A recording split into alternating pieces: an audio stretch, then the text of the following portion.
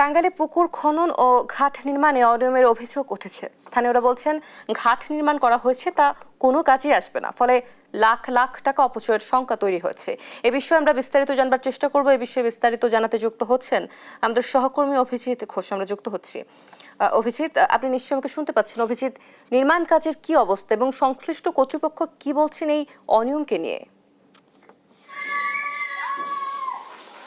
জি অতসী, আমি যে এলাকাটি রয়েছি এটি হচ্ছে চুংলিপাড়া সরকারি প্রাথমিক বিদ্যালয়ের পিছনের একটি পুকুর রয়েছে, যেটি আসলে স্থানীয়রা পুকুর বলছেন না, বলছেন যে এটি একটি গর্ত।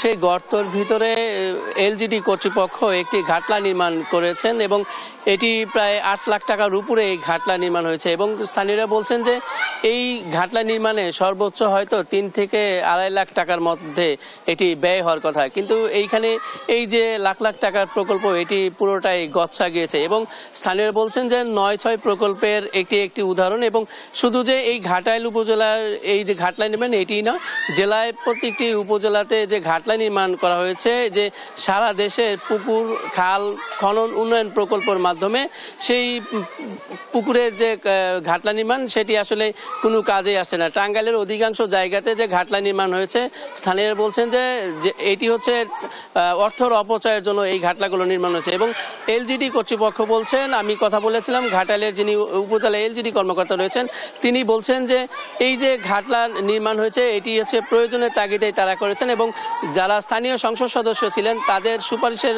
মাধ্যমে এই ঘাটলাগুলো নির্মাণ করা হয়েছে এবং স্থানীয় বলছেন যে তারা যেহেতু সরকারিভাবে এই ঘাটলা নির্মাণ হয়েছে, তারা আসলে সেই ঘাটলা নির্মাণের সময় তারা কোনো ধরনের কথা বলেননি এবং ঠিকাদার যারা রয়েছেন তারা তাদের ইচ্ছা মতো তারা কাজ করে সেখান থেকে চলে গিয়েছেন এবং অধিকাংশ জায়গাতে দেখা গেছে যে এই ঘাটলার 10 লাখ টাকার উপরেও ঘাটলা নির্মাণ হয়েছে।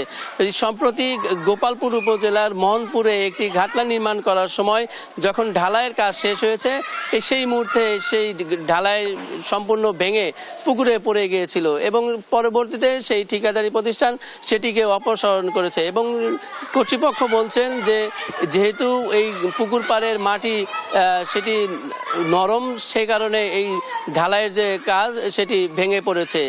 এই ছিল টাঙ্গাইলের এই ঘাটলা নির্মাণ নিয়ে আমার কাছে সর্বশেষ। অতসী।